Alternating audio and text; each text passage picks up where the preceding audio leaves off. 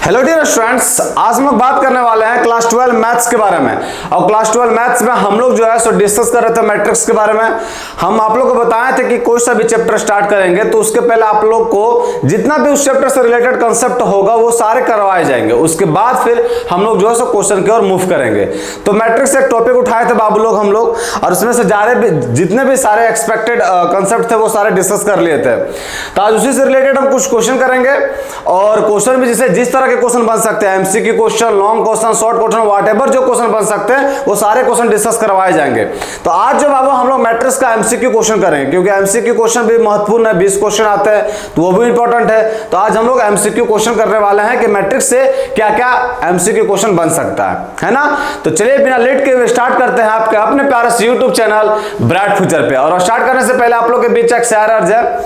वो शेयर क्या है, अक्सर ये जो शरारती बच्चे होते हैं वो मारे करते हैं। ये सर वो क्या है सुनिए, कि विद्यार्थी का पेपर के बाद और डॉक्टर का ऑपरेशन के बाद एक ही जवाब होता है, हमने अपना काम कर दिया, अब बस आप लोगों की दुआओं की जरूरत है। अब समझ रहे क्या कहना चाह रहे हैं हम इस शायर से। तो चलिए इसी पॉजिटिविटी के साथ आज की क्लास का शुभारंभ करते हैं। और शायर का मीनिंग आप लोग जरूर कमेंट सेक्शन में कमेंट कीजिएगा कि क्या मतलब है इस शायर का, है ना। आते सबसे पहले नंबर क्वेश्चन क्या करा, देखिए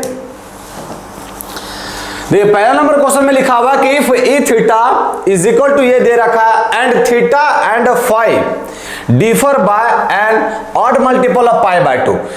थीटा और फाई डिफर का मतलब क्या लिखा बाबू, ये जो लिखा हुआ वर्ड, ये वर्ड समझिए, वर्ड समझ में आ गया उसके बाद तो क्वेश्चन यूं धरसड़ दीजिएगा। तो क्या लिखा हुआ, थीटा और फाई के बीच का जो अंतर है बाबू, डिफर बाय का मतलब यही है कि जो बीच के अंतर है, मतलब ये थीटा और माइनस का फाई ये किसके इक्वल है, तो ये है differ by an odd multiple of pi by 2। Odd multiple of pi by 2, तो उसको कैसे जनरल टर्म में कैसे लिख सकते हैं, तो लिख सकते हैं 2n प्लस का 1 और इनटू में पाई बाय 2, यही तो है ना odd multiple of pi by 2। और यहाँ जो n जो है सब बिलोंग्स करता है इंटीजर से, व्हाटएवर पुट कर दीजिए कोई सा भी इंटीजर, ये जनरल टर्म लिखे हैं। तो हमको क्वेश्चन में ये चीज दे रखा बाबू, ई थीटा का वैल्यू दे रखा और बता दिया कि थीटा और फाई के बीच का जो अंतर है वो आपका odd multiple of pi by 2 के इक्वल होगा, वो दे रखा, वो चीज लिखे और कुछ नहीं किया अभी। उसके बाद क्वेश्चन में क्या कहा रहा है, क्वेश्चन में लिखा हुआ कि then E theta E phi किसके इक्वल होगा, ई थीटा ई फाई किसके इक्वल होगा। तो गुना करते बच्चों लोग, ई थीटा ई फाई कह रहा है, ई थीटा में क्या दे रखा है, तो ई थीटा में दे रखा है cos स्क्वायर थीटा, फिर क्या है cos थीटा, फिर आपका है sin थीटा, फिर आपका है cos थीटा sin थीटा, और फिर आपका है sin स्क्वायर थीटा। अब देखो बाबू लोग हम यहां क्या बताना चाह रहे हैं आप लोगों को, ये देखिए ये आपका ई थीटा इतना हो गया बाबू, और फिर ये क्या लिखा हुआ इनटू में ई फाई। तो देखो बाबू जब थीटा था तो सभी के एंगलों में थीटा नजर आ रहा है, अगर फाई रहेगा तो कुछ अंतर नहीं रहेगा, सभी के एंगलों में क्या करेगा, फाई रहेगा। तो बस फाई कर दीजिए, यहाँ क्या हो जाएगा, ये जो एन है ना, एन बिलोंग्स टू इंटीजर, इसको ऊपर लिख दे रहे हैं ना, या इसको यहीं लिख दे रहे हैं, एन जो है सो बिलोंग्स करता है इंटीजर से, समझ जाइएगा।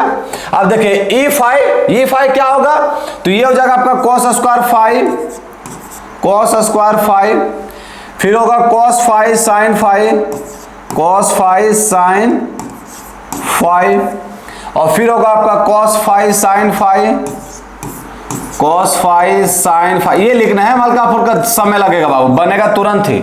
cos फाई sin फाई, ये क्या लिखा हुआ है, sin स्क्वायर फाई। अभी हम क्या लिखे हैं, तो ये जो इक्वेशन दिया हुआ जो निकालने के लिए बस उसको हम लिखे हैं। अब इसको सॉल्व करते हैं, मल्टीप्लाई हो सकता है क्योंकि इसका भी ऑर्डर हुआ क्या है 2/2, और इसका भी ऑर्डर हुआ क्या है 2/2, इसका लास्ट इसके फर्स्ट के इक्वल, मतलब इसका कॉलम इसके रो के इक्वल होना चाहिए एकदम, है इसका मतलब मल्टीप्लाई हो सकता है। अच्छा मल्टीप्लाई होगा भी तो उसका ऑर्डर हुआ क्या होगा, जो बच गया सो तो 2 और यहाँ 2 बचा तो 2/2 ऑर्डर का होगा, है ना। ये चीज तो बताया आप लोग को बढ़िया से एकदम। चलिए जी अब मल्टीप्लाई करते हैं बाबू लोग, अब फटाफट मल्टीप्लाई करते हैं ना। ये देखिए ये आपका फर्स्ट रो फर्स्ट कॉलम से मल्टीप्लाई होगा, तो ये किसके मल्टीप्लाई होगा, cos स्क्वायर थीटा, ये मल्टीप्लाई होगा cos स्क्वायर साई से, है ना, फिर बीच में प्लस का साइन, और फिर ये जो है सो मल्टीप्लाई होगा इससे, तो ये क्या लिखा हुआ है कॉस थीटा साइन थीटा, और फिर लिखा हुआ है कॉस साई, मल्टीप्लाई के बाबू नीचे लिख दे रहे हैं cos psi sine psi, multiply किए हैं, याद रहेगा ना आप लोग को। चलिए जी, ये चीज हो गया फर्स्ट रो फर्स्ट कॉलम का। अब ये फर्स्ट रो सेकंड कॉलम से मल्टीप्लाई होगा, तो इसको इससे मल्टीप्लाई करेंगे तो क्या होगा, ये बनेगा मेरा cos square theta cos psi और इंटू में साइन साई प्लस का, फिर ये इससे मल्टीप्लाई होगा आपका साइन स्क्वायर साई और इंटू में आपका कॉस थीटा और साइन थीटा। अभी कुछ नहीं है किए बाबू लोग, खाली अभी मल्टीप्लाई किए हैं, है ना, खाली अभी क्या किए मल्टीप्लाई किए हैं। ये हो गया फर्स्ट रो फर्स्ट कॉलम से भी मल्टीप्लाई कर दिया, फर्स्ट रो सेकंड कॉलम से भी मल्टीप्लाई कर दिए। अब बस उसको भी इसी तरह कीजिए, फटाफट कीजिए इसको भी। तो ये हो गया आपका कॉस स्क्वायर साई, ये बन गया कॉस थीटा साइन थीटा और प्लस का sine square theta cos psi और साइन साई, कॉस साई और साइन साई, है ना। उसके बाद इसको इससे मल्टीप्लाई करेंगे तो ये क्या हो जाएगा, तो ये बन जाएगा मेरा कॉस थीटा साइन थीटा और ये बन जाएगा कॉस फाई और साइन फाई और प्लस का साइन स्क्वायर थीटा और साइन स्क्वायर फाई, है ना। अब देखिए बाबू लोग, अब यहां आप लोग बढ़िया से देख रहे होंगे एक फॉर्मूला क्रिएट हो रहा होगा। देखिए कौन सा फॉर्मूला क्रिएट होगा, बस अब देखिए यहां देखिए cos स्क्वायर थीटा और cos स्क्वायर फाई है, प्लस का cos थीटा साइन थीटा और इंटू में cos फाई और साइन फाई। ये सब दोनों में कॉमन नजर क्या आ रहा है आप लोग को, तो कॉमन आ रहा है cos थीटा इसमें भी है, cos थीटा इसमें भी है, cos फाई इसमें भी है और cos फाई इसमें भी है। तो दोनों से हम कॉमन कर ले रहे हैं क्या चीज, cos थीटा और cos फाई को, है ना। अब देखिए यहां बच्चा क्या बाबू, तो यहां बच्चा cos थीटा cos फाई बचा, ये तो दो को यहां एक बच्चा, और यहां बचा ये cos थीटा कॉमन ले लिए और हम cos साई भी कॉमन कर cos फाई भी कॉमन कर लिए, तो बचा क्या sin थीटा sin फाई। यहां बचा cos थीटा cos फाई और प्लस का sin थीटा sin फाई, तो ये किसका फॉर्मूला बन गया, cos a, यहां लिख दे, देखिए ये फॉर्मूला बन गया cos a माइनस b का फॉर्मूला क्या होता है, तो फॉर्मूला होता है बच्चों लोग cos a इंटू में cos b माइनस का sin a और इंटू में sin b, यही ना फॉर्मूला होता है। तो यहां तो प्लस है बाबू, तो ये प्लस रहेगा, ये माइनस यहां प्लस होगा, उल्टा होता है। अब ये प्लस रहा तो यहां माइनस होगा, तो ये चीज जो हमको नजर आ रहा है बाबू cos a into cos b, यहां a के जगह पर क्या थीटा और b के जगह पर फाई है, तो cos a into cos b plus का sin a into sin b रहा, तो क्या फॉर्मूला होता है cos a माइनस b। तो यह जगह cos a के जगह पर क्या थीटा और b के जगह पर है फाई, है ना।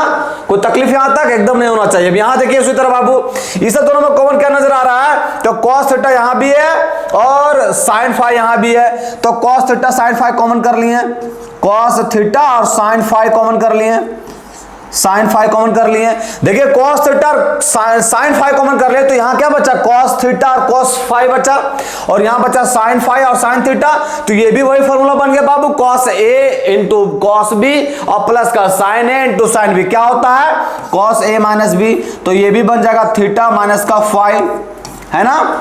उसके बाद यहां देखिए बच्चा लोग, यहां देखिए cos फाई और cos फाई यहां भी है, तो cos फाई कॉमन कर लिए, cos फाई कॉमन कर लिए, और यहां cos थीटा नहीं, sin थीटा और sin theta sin square theta sin theta भी कॉमन आ गया, तो sin थीटा भी कॉमन कर लिए।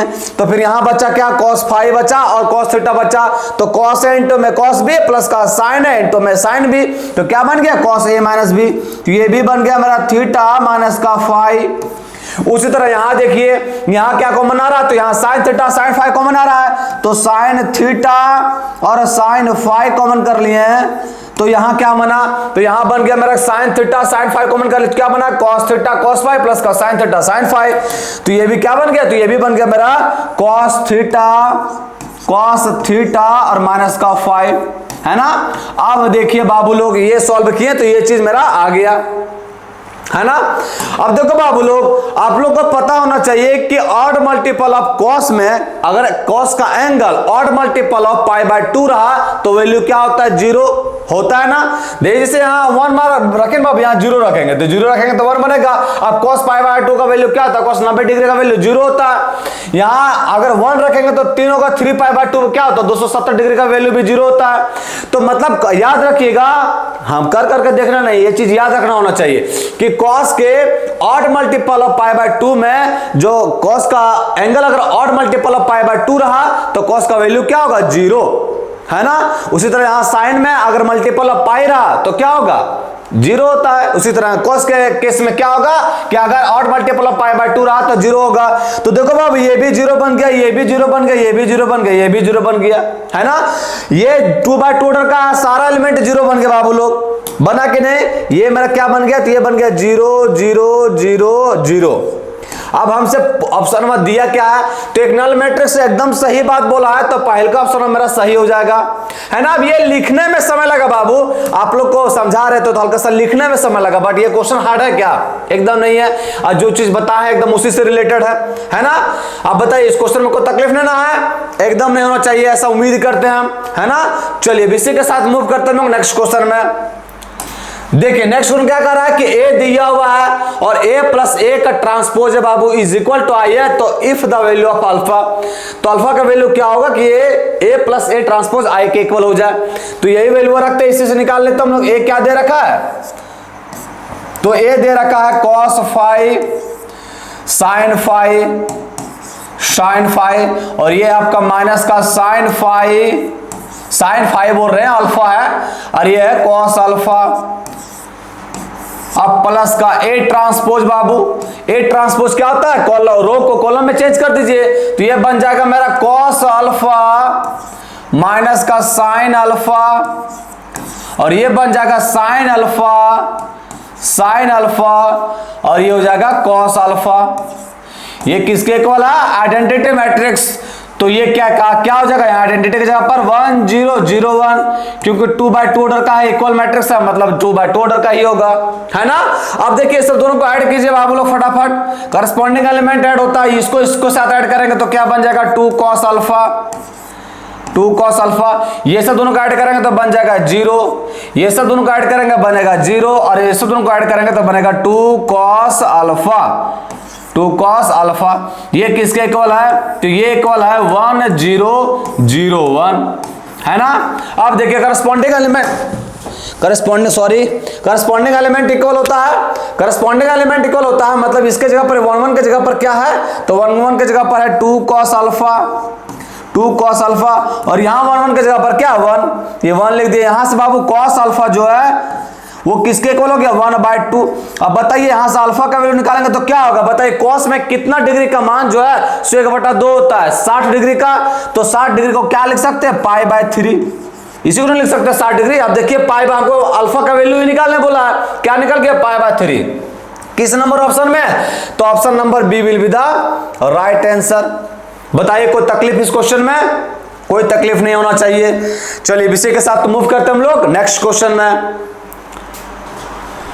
देखिए नेक्स्ट क्वेश्चन क्या कर रहा है, नेक्स्ट क्वेश्चन कर रहा है कि A जो है का स्क्वायर मैट्रिक्स है, इस प्रकार के A इंटू में A transpose is equal to I है और in is equal to A transpose into में A, देन A इज कौन सा मैट्रिक्स होगा। मतलब ये याद रखिए बाबू कि कभी भी किसी मैट्रिक्स का मल्टीप्लिकेशन उसी मैट्रिक्स के ट्रांसपोज के साथ, इसको रिवर्स में भी लिख सकते हैं, किसी मैट्रिक्स का ट्रांसपोज उसी मैट्रिक्स के साथ अगर I के इक्वल है बाबू लोग, तो हमेशा ये याद रखिएगा कि आपका A जो है सो कौन सा मैट्रिक्स कहलाएगा, तो A जो है सो आपका ऑर्थोगोनल मैट्रिक्स होगा, है ना।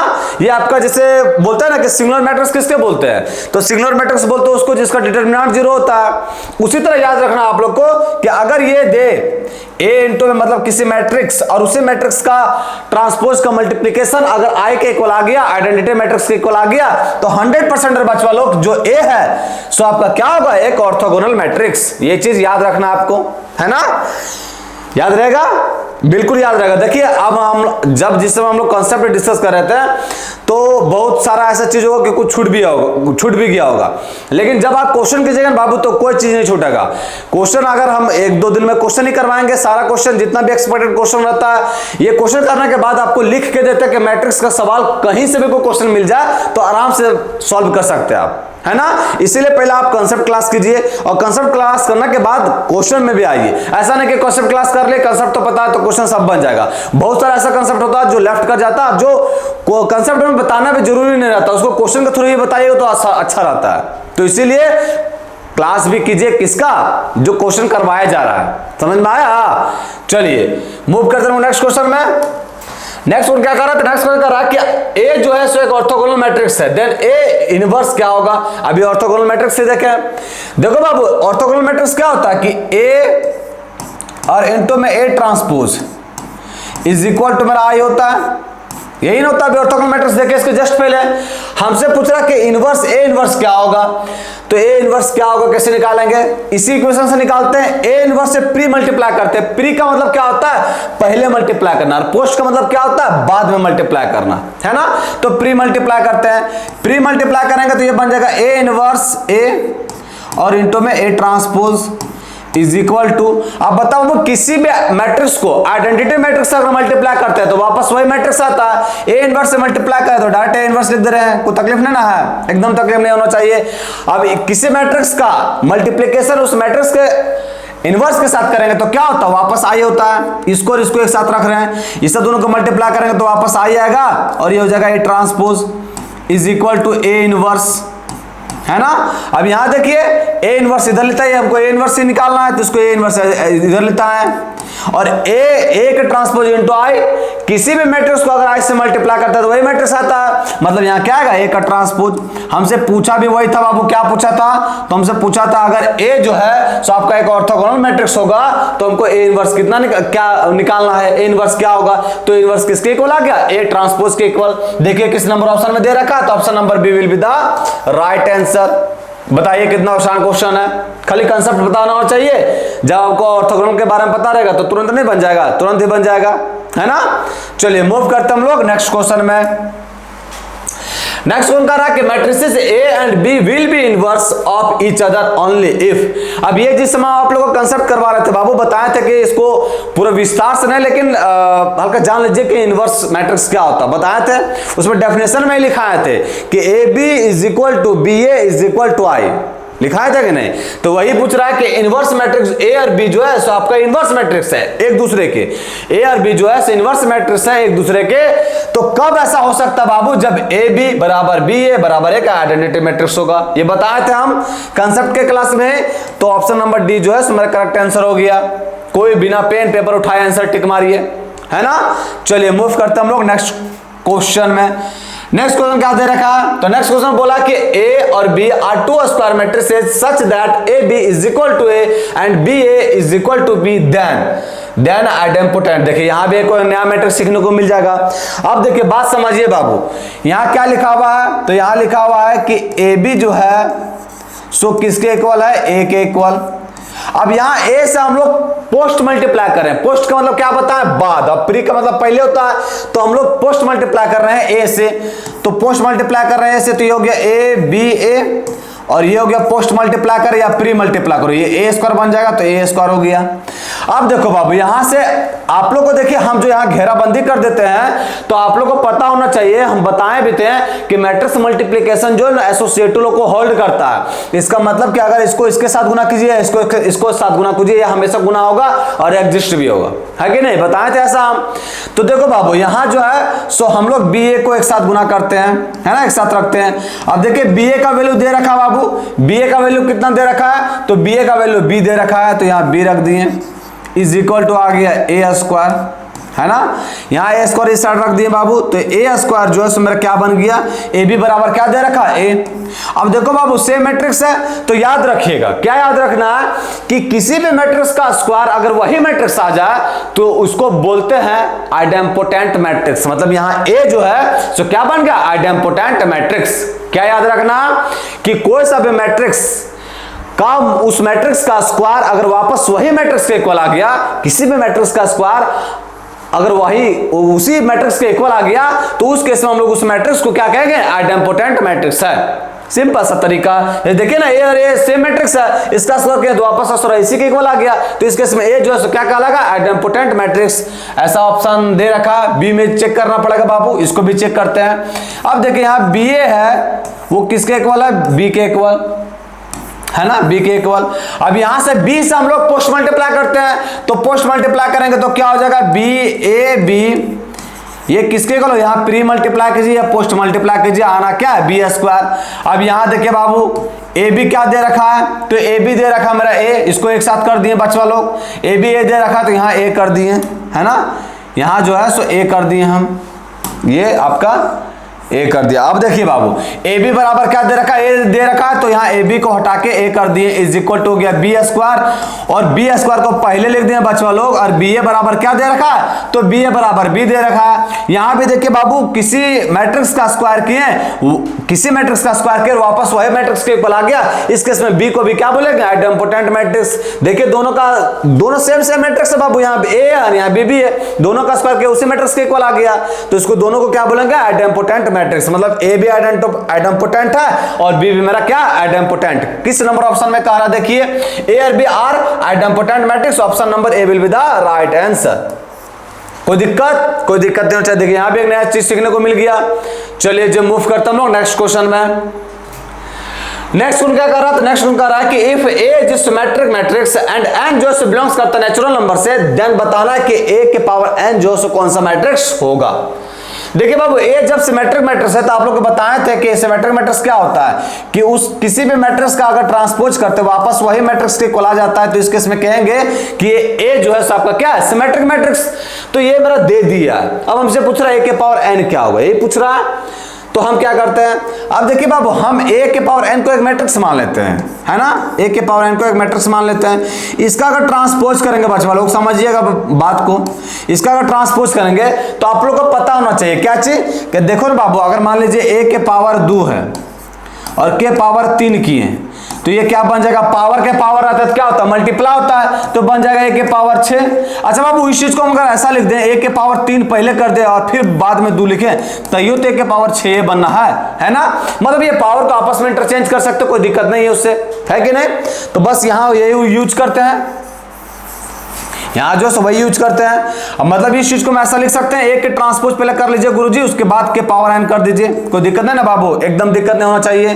अब देखो बाबू लोग, यहाँ ए के ट्रांसपोज क्या दे रखा है, सिमेट्रिक मैट्रिक्स है, तो मतलब ए के ट्रांसपोज को हटाकर क्या लिख सकते हैं, ए और ए के पावर एन आ गया। अब देखो बाबू, हम आप लोग को क्या बोले कि a के पावर n जो है सो कोई मैट्रिक्स है और उसका ट्रांसपोज किए तो वापस वही मैट्रिक्स के इक्वल आ गया, तो इस केस में हमारा a क्या बन गया, a के पावर n क्या बन गया, तो a के पावर n भी मेरा क्या बन गया, सिमेट्रिक मैट्रिक्स। अरे बाबू लोग, यहां हम क्या करना चाह रहे हैं, हम ये करना चाह रहे हैं कि मान लो कि a के पावर n है ना, इसको हम कुछ देर के लिए b मान लेते हैं, है ना, इसको b मान लेते हैं, तो b के ट्रांसपोज किए बाबू और वापस मेरा क्या आ गया, b के इक्वल, है ना, b a के पावर n को b माना है तो b के ट्रांसपोज किए वापस b के इक्वल आ गया। इस केस में हम a के पावर n को मतलब b को बाबू क्या बोलेंगे, तो b को हम लोग बोलेंगे कि ये एक सिमेट्रिक मैट्रिक्स है और b के जगह पर है क्या, a के पावर n। क्वेश्चन हमसे वही पूछा कि a के पावर n कौन सा मैट्रिक्स होगा, तो सिमेट्रिक मैट्रिक्स होगा। किस नंबर ऑप्शन में है, तो option number A will be the right answer. समझ में आया, कोई दिक्कत, एकदम कोई दिक्कत नहीं होना चाहिए। चलिए मूव करते हैं हम लोग नेक्स्ट क्वेश्चन में। देखिए बहुत चीज जो है ना सो कुछ याद करना ही रहता बेटर, अब बहुत चीज रहता है कि आप सॉल्व कीजिए उसके बाद दिमाग लगाए कि कौन सा मैट्रिक्स हो सकता है या नहीं हो सकता है। जैसे वो ऑर्थोगोनल था बाबू, और आपका ये अभी पढ़े थे ना ऑर्थोगोनल का क्या पढ़े थे, आइडेम्पोटेंट। तो ये सब चीजें कि आप एज इट इज याद कर रख लीजिए, बढ़िया रहेगा। और देखिए आप अगर में ऐसा थोड़ी ना कि हम लोग को ये चीज पता है कि किसी भी मैट्रिक्स का ट्रांसपोज करेंगे तो वापस उसी मैट्रिक्स के इक्वल आ जाए, तो सबको याद रखना जरूरी है ना कि a के पावर n क्या होगा, a के पावर फलना चिलना क्या होगा, है ना। तो इसको सॉल्व करके देखे तो ये भी क्या निकल गया कि सिमेट्रिक मैट्रिक्स है, कोई दिक्कत। चलिए जी मूव करते हम लोग नेक्स्ट क्वेश्चन में। नेक्स्ट क्या कह रहा है कि the inverse of a symmetric matrix. अब किसी भी मैट्रिक्स का इनवर्स, किसी भी सिमेट्रिक मैट्रिक्स का इनवर्स करेंगे तो क्या होगा बाबू, तो क्या होगा, तो देखो बाबू क्या होता सो देखते हैं। क्या बोल रहा है, मच्छर जी भाग जाओ तुम। बोल रहा है कि किसी भी सिमेट्रिक मैट्रिक्स का इनवर्स करते तो क्या होता है, तो देखिए आप लोगों को पता होना चाहिए, क्या पता है कि a इंटू में a इनवर्स करते हैं बाबू लोग, तो क्या होता है, आई के इक्वल होता है कि नहीं, एकदम होता है। अब क्या करते हैं हम दोनों साइड जो है ट्रांसपोज कर देते हैं, कर सकते हैं, ऐसा कोई दिक्कत नहीं है। दोनों साइड ट्रांसपोज करेंगे तो क्या हो जाएगा, तो a इंटू में a इनवर्स का होल ट्रांसपोज। अब बाबू आइडेंटिटी मैट्रिक्स का भी ट्रांसपोज करेंगे तो वापस कोई दिक्कत थोड़ा ना, आइडेंटिटी मैट्रिक्स आएगा। अरे बचवा लोग ये आपका है 1 0 0 1 करेंगे तो 1 0 0 1 ये तो आएगा, कोई दिक्कत है नहीं इससे। लेकिन इससे दिक्कत है, अब हम आप लोग को बताए थे कि अगर ए बी का ट्रांसपोज करते हैं बाबू, तो आप लोग को पता होना चाहिए कि ये रिवर्सिबल लॉ को फॉलो करता है। रिवर्सिबल लॉ क्या करता है कि पहले बी ट्रांसपोज कीजिए, उसके बाद ए ट्रांसपोज कीजिए, और बाद गुनावा कीजिए तो हम इक्वल होंगे, है ना। उसी तरह यहां देखिए पहले हमको ए इनवर्स का ट्रांसपोज निकालना पड़ेगा, ए इनवर्स का ट्रांसपोज, उसके बाद हमको ए का ट्रांसपोज निकालना पड़ेगा, ये इक्वल होगा। अभी बताएं किसी भी आइडेंटिटी मैट्रिक्स का ट्रांसपोज कीजिएगा तो वापस वही आइडेंटिटी मैट्रिक्स ही आता है, ये आ गया, कोई दिक्कत यहां तक नहीं होना चाहिए। अब देखो बाबू यहां ए इनवर्स का ट्रांसपोज करें। अब देखिए इस चीज को हमको उसको इधर लेता है ना, इसको इधर लेके आए, तो ये इसको इधर लेके आएंगे बाबू तो क्या बन जाएगा, ये देखो बाबू ये ए के पावर टी है ना, इसको हम इस साइड लेके जा रहे हैं, तो इसको इस साइड लेके जा रहे हैं तो क्या बन जाएगा, तो बन जाएगा ए के पावर माइनस टी। तब ना बच बोले ए के पावर माइनस टी को क्या लिख सकते हैं 1 बाई ए के पावर टी, और ए के पावर टी वापस इससे मल्टीप्लाई होगा, तो हमको इस साइड लेता है बराबर के, तो क्या बन जाएगा ए के पावर माइनस टी बनेगा ना, तो वही लिख दिए हम, है ना, कोई दिक्कत है ना यहां तक, एकदम दिक्कत नहीं है। अब देखिए ए के पावर माइनस टी को आई से मल्टीप्लाई करेंगे तो वापस वही आएगा, मतलब यही मैट्रिक्स आएगा।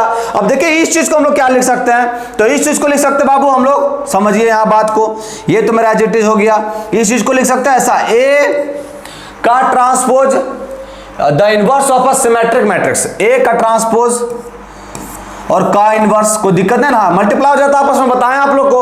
अब देखो बाबू यहां क्या बोला सो समझिए, क्या बोला कि the inverse of a symmetric matrix, एक कोई सिमेट्रिक मैट्रिक्स है, यहां जो हम ए लिए बच्चा लो ये मेरा सिमेट्रिक मैट्रिक्स है ना, यहां जो ए लिए है सो मेरा क्या है, सिमेट्रिक मैट्रिक्स है। बोला ना बाबू कि क्या बोला है कि the inverse of a symmetric matrix, किसी भी एक सिमेट्रिक मैट्रिक्स का इनवर्स क्या होगा, तो यहां जो ए लिए वो मेरा क्या है, सिमेट्रिक मैट्रिक्स है। तो जब ए सिमेट्रिक मैट्रिक्स है बाबू तो ए का ट्रांसपोज करेंगे तो वापस ए के इक्वल आएगा, इसका मतलब ये जो हम लाए हैं गुरुजी ये मेरा किसके इक्वल आ गया, ए ट्रांसपोज है, किसके इक्वल होगा, ए के इक्वल, तो ये हो गया मेरा ए इनवर्स, है ना। अब देखिए बाबू यहां ए इनवर्स का ट्रांसपोज किए तो वापस ए इनवर्स के इक्वल आ गया। अब यहां 1 मिनट के लिए ए इनवर्स को बी मान लीजिए, तो बी का ट्रांसपोज किए तो वापस बी के इक्वल आ गया। तो इस केस में हमसे पूछ रहा है कि किसी भी सिमेट्रिक मैट्रिक्स का अगर इनवर्स निकालेंगे तो क्या होता है, वापस वही सिमेट्रिक मैट्रिक्स आ जाता है। तो कौन सा नंबर सही होगी, option number A will be the right answer. देखिए इसका इनवर्स निकाले ना बाबू, इसका इनवर्स निकालवे किए हैं, हमसे क्या पूछा कि कोई भी सिमेट्रिक मैट्रिक्स का इनवर्स निकालते तो क्या होता है, तो ए को हम लोग माने सिमेट्रिक मैट्रिक्स, उसका इनवर्स निकाले तो अभी मेरा क्या निकल गया, सिमेट्रिक मैट्रिक्स में निकल गया, तो ऑप्शन ए मेरा करेक्ट आंसर हो गया। बताइए कोई दिक्कत, एकदम दिक्कत नहीं होना चाहिए। चलिए दिक्कत नहीं है तो मूव करते हैं नेक्स्ट क्वेश्चन में, है ना। नेक्स्ट क्या कह रहा है, ये भी बहुत मस्त क्वेश्चन है। क्या बोल रहा है कि the number of all possible matrices of order 3/3 with each entry 0 और 1। अब देखिए अगर 11 सही से पढ़े होंगे, परी उरी के चक्कर में नहीं रहे होंगे, फोकस फुल टू फोकस रहा किताब में, तो जरूर पढ़े, याद होना चाहिए परमुटेशन और कॉम्बिनेशन के बारे में। क्या कह रहा सो देखिए बाबू, ये कह रहा है कि आपका 3/3 ऑर्डर का कोई मैट्रिक्स है, 3/3 ऑर्डर का, है ना, और कह रहा कि प्रत्येक 3/3 ऑर्डर का मैट्रिक्स है बाबू, तो प्रत्येक मैट्रिक्स के अंदर एलिमेंटवा होगा कुछ ना कुछ। तो यहाँ इसके अंदर जो एलिमेंटवा है ना उसका एंट्री आपका मतलब इसके अंदर प्रत्येक एलिमेंट जो है 2 हो सकता है, या 0 या 1, या 0 हो सकता है या 1 हो सकता है। सभी एलिमेंटों में बाबू क्या हो सकता है, 0 या 1, 2 ही पॉसिबिलिटी दे रखा है ना। जितना यहाँ टोटल 9 एलिमेंट बनेगा, 3/3 ऑर्डर का है तो सभी में एंट्री क्या दे रखा है, 0 एलिमेंट होगा या 1 होगा, ये बोला है। अब हमसे पूछा क्वेश्चन में कि हमको ये चीज बता दिया आपको कि 3/3 ऑर्डर का है और प्रत्येक एंट्री जो है, प्रत्येक एलिमेंट जो है 0 या 1 हो सकता है।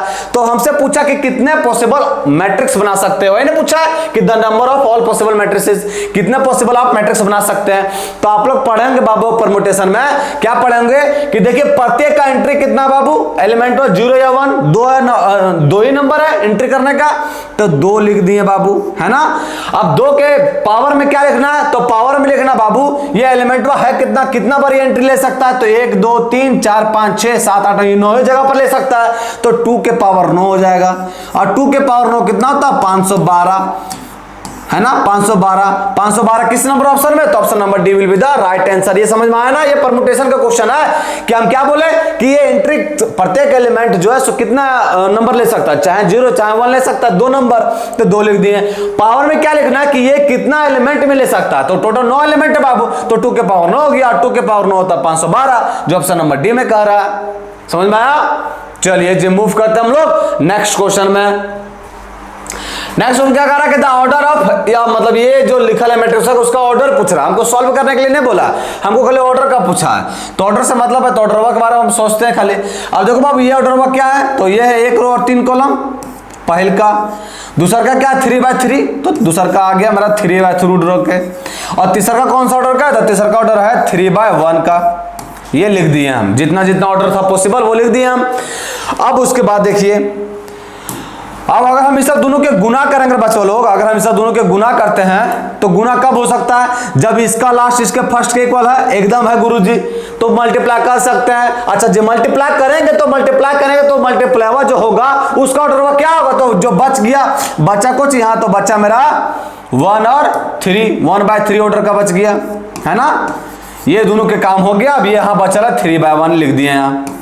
अब ये सब दोनों के गुना करते हैं, तो ये सब दोनों के गुना कर सकते हैं, एकदम कर सकते हैं गुरुजी, क्योंकि इसका लास्ट इसका फर्स्ट के इक्वल है, तो गुना कर दिए हम। अच्छा गुरुजी जब गुनावा करेंगे तो उसका ऑर्डरवा कुछ होगा, तो गुनावा करेंगे तो ऑर्डरवा होगा, जो बच गया सो बचा कुछ 1/1, तो 1/1 ऑर्डर का होगा। मतलब ये कंप्लीट जो इसका अगर सॉल्यूशन कीजिएगा बाबू तो कुछ आंसर आएगा, लेकिन आएगा आपका 1/1 का। हमसे पूछा ही वही बाबू ऑर्डरवा क्या है, तो 1/1 किस नंबर ऑप्शन में, तो ऑप्शन नंबर बी में टिक मारिए और निकल दीजिए नेक्स्ट क्वेश्चन में, क्योंकि हमको उसको सॉल्व करना नहीं है ना। चलिए मूव करते हम लोग नेक्स्ट क्वेश्चन में। नेक्स्ट क्वेश्चन क्या कर रहा है, देखिए नेक्स्ट क्वेश्चन कह रहा है कि इफ ए बराबर इतना दे रखा है, इट्स सिमेट्रिक देन एक्स का वैल्यू क्या होगा। मतलब अगर ये मैट्रिक्स जो बाबू एक सिमेट्रिक है तो एक्स का वैल्यू क्या होगा। असिमेट्रिक मैट्रिक्स किसको बोलते हैं बाबू, कि उसका एक ट्रांसपोज करें हैं तो वापस वही मैट्रिक्स के इक्वल आ जाए, इसी को बोलते हैं हम लोग सिमेट्रिक मैट्रिक्स। तो ये कंडीशन दे रखा, हमसे पूछ रहा फिर एक्स का वैल्यू पुट करते बाबू। यहाँ एक का ट्रांसपोज निकालेंगे तो क्या होगा, तो एक का ट्रांसपोज निकालेंगे तो क्या होगा, रो को कॉलम में बनाइए, बन गया 4 और ये बन गया x प्लस का 2, फिर ये बन गया आपका 2x माइनस का 3, 2x माइनस का 3 और ये बन गया आपका x प्लस का 1 इज इक्वल, ये ट्रांसपोज बन गया। ये इक्वल होता है किसके, एक इक्वल एक क्या है, तो ये लिखा हुआ मेरा 4 2x माइनस का 3 2x माइनस का 3 और ये आपका x प्लस का 2 और ये है x प्लस का 1, ये लिख दिए। अब देखिए करस्पॉन्डिंग एलिमेंट इक्वल होता है, किसी को भी एक इक्वल कर दीजिए। अब इसको इक्वल कीजिएगा तो x का मान नहीं आएगा, जिसमें आना आएगा उसी को इक्वल कीजिएगा, तो इसको इक्वल कर देते हैं। तो ये बन गया मेरा 2x माइनस का 3 is equal to x plus का 2, ये x को इस साइड लेके आएंगे तो बन गया x इज इक्वल टू, ये 3 को उस साइड लेके जाएंगे तो क्या बन गया 5, मतलब x बराबर 5 आ गया। अब x बराबर 5 है के बाबू, तो हल्का सा ये इक्वेशन को देखें हम, यहाँ भी तो सेम ही आएगा बाबू, हल्का सा मिला लेना, क्योंकि हो सकता है बहुत बार ऐसा कर देता है ना कि इसमें अगर दे दिया नंबर, बहुत बार ऐसा कर देता है कि यहाँ x का मान कुछ और आ गया और यहाँ कुछ और दे देगा, तो उसमें डी नंबर पर जाएंगे नॉन ऑफ दिस, समझ में आया। लेकिन यहाँ जो इक्वेशन है बाबू, यहाँ भी सेम इक्वेशन बना 2x माइनस का 3 जो x प्लस का 2 है तो लिखा हुआ है, तो यहाँ x का मान 5 आ गया। अब 5 किस नंबर ऑप्शन में, तो option number B will be the right answer. कोई दिक्कत नहीं होना चाहिए। चलिए मूव करते हैं नेक्स्ट क्वेश्चन। ये सारे जितना भी कंसेप्ट करवाया गया ना, सारे कंसेप्ट से रिलेटेड है, कुछ एकाध को है जो आप लोग को अलग से बताया जा रहा है, वो बताएंगे। मतलब सब चीज ऐसा नहीं होता है कि बाबू कंसेप्ट में घसीट दो, कुछ ऐसा चीज भी रहता है जिसको क्वेश्चन के थ्रू भी बताओ तो बढ़िया रहता है, समझ में आया। चलिए नेक्स्ट क्या बोल रहा है, नेक्स्ट क्वेश्चन में बोल रहा है कि x बराबर इतना दे रखा है, तो हमको वैल्यू बताना है x के पावर n किसके इक्वल होगा, n जो बिलोंग्स कर रहा है नेचुरल नंबर के। तो अब इसमें सोच रहा यहाँ दिमाग की खराब हो जाता है कि x के पावर n, तो n कहाँ तक वैल्यू पुट करेंगे, 1 2 3 4 कहाँ तक पुट करेंगे, नेचुरल नंबर तो इनफिनिटी होता है, तो उतना तक नहीं करना बाबू। x के पावर n का मतलब क्या चाहिए, x के पावर कुछ पुट करें, n के पावर मतलब x के पावर कुछ भी पुट करें, तो हमको इस कंडीशनों को जनरल फॉर्म देना चाहिए। तो हम क्या करते हैं, x के वैल्यू दे रखा है, x स्क्वायर देखते निकाल के, क्या निकाल के देखते हैं, एक्स स्क्वायर, n का वैल्यू 2 पुट करके एक्स स्क्वायर निकालेंगे तो क्या होगा, ये क्या लिखा हुआ है 3 1 और फिर क्या है माइनस का 4 और माइनस का 1, 3 5 माइनस का 4 1 माइनस का 1, ये भी हो गया मेरा 3 1 और ये बन गया माइनस का 4 माइनस का 1 माइनस का 4 माइनस का 1। ये लिख दिया मल्टीप्लाई हो सकता है, एकदम हो सकता है 2 बाई 2 डर का। मल्टीप्लाई कीजिए बाबू, ये कॉलम ये रो ये कॉलम से मल्टीप्लाई होगा तो 3 तिया के 9 और माइनस का 4, इसको इससे मल्टीप्लाई करेंगे तो क्या होगा 3 चौका 12 माइनस का और ये हो जाएगा प्लस का 4, है ना। इसको इससे मल्टीप्लाई करेंगे तो बनेगा 3 और माइनस का 1, 3 और माइनस का 1। इसको इससे मल्टीप्लाई करेंगे बाबू तो क्या बनेगा, ये बनेगा माइनस का 4 और ये बनेगा प्लस का 1। कीजिए इसको सॉल्व करेंगे बच्चों लोग तो क्या होगा, 9 में 4 गया तो बचेगा 5 और माइनस 12 प्लस का 8 तो ये बन जाएगा माइनस 12 प्लस का 4 तो माइनस का 8 बन जाएगा। ये क्या बनेगा 3 में 1 जाएगा तो 2 बचेगा और ये माइनस 4 और प्लस का 1 तो बन जाएगा माइनस का 3। अब देखिए बाबू यहाँ जो है ये मेरा एक जनरल फॉर्म आ गया, जनरल फॉर्म नहीं मतलब एक्स स्क्वायर निकला तो ये आ गया। अब जनरल फॉर्म में देखते थे ये कभी आ सकता है कि नहीं, यहाँ तो हमको बोला नहीं है कि एन का वैल्यू 2 पुट कीजिए 3 पुट कीजिएगा, हम कुछ पुट करेंगे, मेरा ये आंसर आ गया तो 2 पुट करके देखे तो ये आंसर आ गया। अब जनरल टर्म में देखते कि ऐसा कभी आ सकता है, इसमें क्या देखते करके बाबू, एन का वैल्यू हम 2 पुट किए है ना, एन का वैल्यू 2 पुट किए। अब यहाँ 2 पुट करते हैं, 2 पुट करेंगे तो 3 दूनी का 6 कभी नहीं होगा, यहाँ 2 पुट करेंगे तो नहीं होगा, 3 के पावर 9 कभी नहीं आएगा। मतलब एन का वैल्यू व्हाटएवर यहाँ कुछ भी पुट कर लीजिए, एन का वैल्यू अगर 3 यहाँ पुट करते बाबू तो ये 5 मैच करेगा, लेकिन ये आपका 3 यहाँ होना, यहाँ 3 आएगा, यहाँ तो 2 दे रखा है। मतलब एन का यहाँ व्हाटएवर कोई सा वैल्यू पुट कर लीजिए, इस इक्वेशन को सेटिस्फाई नहीं करेगा, इस इक्वेशन का मतलब जनरल इक्वेशन होगा ही नहीं। और यहाँ तो बोला क्या होगा, कोई ना कोई होगा, आए नहीं कर रहा है, इसका मतलब ऑप्शन डी दे रखा, डन ऑफ दिस, तो डी पर चल जाएंगे, option number D will be the right answer. क्योंकि ये जो मेरा आंसर है बाबू एक्स स्क्वायर तो ये आया। अब इसका कोई ना कोई जनरल फॉर्म दे रखा होगा बाबू, हमको क्या बोला कि एक्स इतना दे रखा तो एक्स के पर एन कितना होगा, तो हमको 1 2 3 4 5 थोड़े निकालते जाएंगे 10 तक, हम 1 निकाले एक्स स्क्वायर निकाला तो ये आ गया। अब एक्स स्क्वायर निकाला तो एक्स के एन के किसी भी वैल्यू पर ये जनरल फॉर्म देना चाहिए तीनों ऑप्शनों में से, लेकिन एक्स स्क्वायर निकाला तो कोई नहीं देखे कि कोई जनरल फॉर्म दे ही नहीं रहा है। अगर यहाँ 3 पुट कर रहा है इस इक्वेशन में तो 5 तो दे रहा है, लेकिन यहाँ सोच रहा 3 आ जा रहा है, लेकिन यहाँ आया रहा मेरा 2, तो कोई जनरल फॉर्म जो ये क्वेश्चन आया है इसका कोई जनरल फॉर्म बन ही नहीं रहा, इसका मतलब ऑप्शन डी पर चला जाएगा, नॉन ऑफ दिस। समझ में आया? चलिए जी मूव करते हम लोग अगला क्वेश्चन में।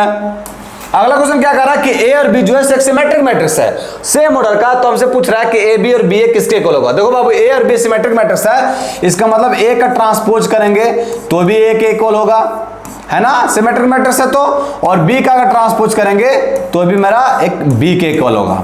अब हमसे पूछ रहा कि जो ये ए बी है, ए बी और माइनस का बी ए किसके इक्वल होगा, है ना, यही पूछा ए बी माइनस का बी ए। तो हम लोग इसको एक कंसीडर करके चलते कि पूरा जो है मैट्रिक्स है ना, इसको पूरा मैट्रिक्स है, तो पूरा मैट्रिक्स है तो इसका ट्रांसपोज निकालते हैं, देखते क्या आता है। सो इसका पूरा ट्रांसपोज निकालते हैं, ट्रांसपोज निकालें। अब ये माइनस में टूट जाता बाबू, मतलब ये हो जाएगा आपका ए बी का ट्रांसपोज माइनस का बी ए का ट्रांसपोज, ये रिवर्सिबल लॉ को फॉलो करता है, ये हो जाएगा आपका बी ट्रांसपोज इंटू में ए ट्रांसपोज माइनस का ए ट्रांसपोज और इंटू में B transpose. B transpose B दे रखा बाबू, ए ट्रांसपोज ए दे रखा है, और माइनस का ए ट्रांसपोज ए है और बी ट्रांसपोज बी है। अब देखिए बाबू इसका सकल सूरज जो है इसका जैसा मैच कर रहा है, खाली डिफरेंस क्या माइनस का।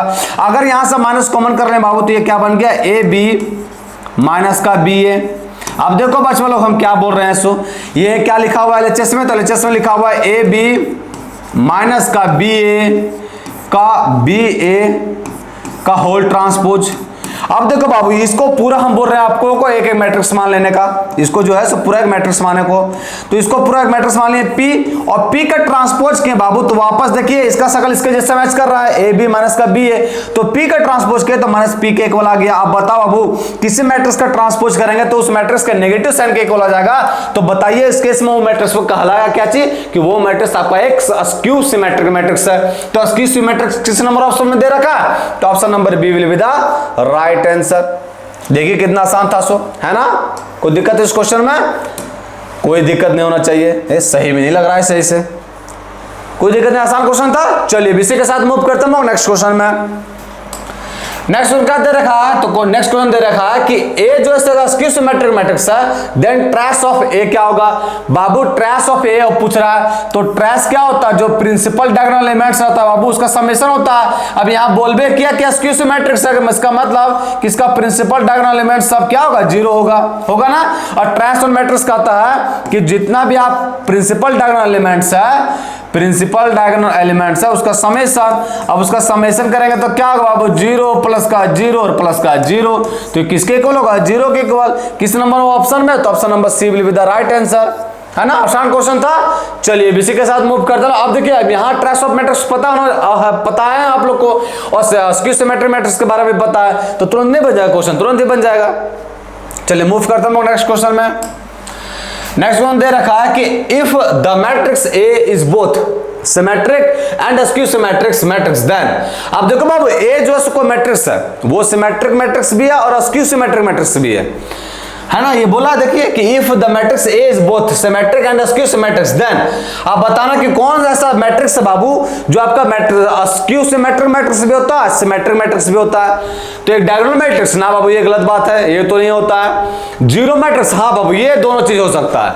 ये जीरो मैट्रिक्स कीजिएगा तो ये आपका सिमेट्रिक मैट्रिक्स भी निकल जाएगा और स्क्यू सिमेट्रिक मैट्रिक्स भी निकल जाएगा, दोनों चीज निकल जाएगा। जीरो मैट्रिक्स मतलब व्हाटएवर कुछ कीजिए उसके साथ छेड़छाड़।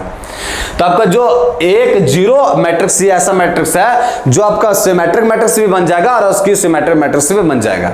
समझ में आया। चलिए मूव करता हूं नेक्स्ट क्वेश्चन में। नेक्स्ट क्वेश्चन है मतलब हम लोग टोटल जो है 10-15 क्वेश्चन होगा, तो सब डिस्कस कर लिए। अब देखिए आज जो है हम लोग जितना भी क्वेश्चन करवाएं ये आपका एक तरह से सोचिए तो पूरा इजी तो नहीं, लेकिन हल्का सा इजी टाइप ही था। तो क्वेश्चन जो हम लोग ऐसा नहीं कि आप फर्स्ट में टफ करा दे, ऐसे करवा दे, ऐसे नहीं। क्वेश्चन जैसे जैसे बनेगा बाबू, अभी जितना क्वेश्चन कराए तो ऐसा तो नहीं कि सबका सब इजी था क्वेश्चन, कुछ क्वेश्चन आपके लेवल का भी था। और एग्जाम के पॉइंट ऑफ व्यू से क्या इजी और क्या हार्ड होता है, अगर आपको नॉलेज बढ़िया उस चीज के बारे में तो इजी कहलाएगा, नहीं उसके बारे में जानते हैं तो इजी क्वेश्चन हार्ड कहलाएगा, है ना। तो आज जो एमसीक्यू क्वेश्चन को सॉल्व किए, कल नेक्स्ट डे देखते कुछ एमसीक्यू क्वेश्चन भी सॉल्व करेंगे और कुछ आपका लॉन्ग क्वेश्चन भी सॉल्व करेंगे। तो आज जो है 15 क्वेश्चन लगभग डिस्कस किए। तो आज के लिए इतना ही, फिर मिलते कल। जय हिंद बच्चों।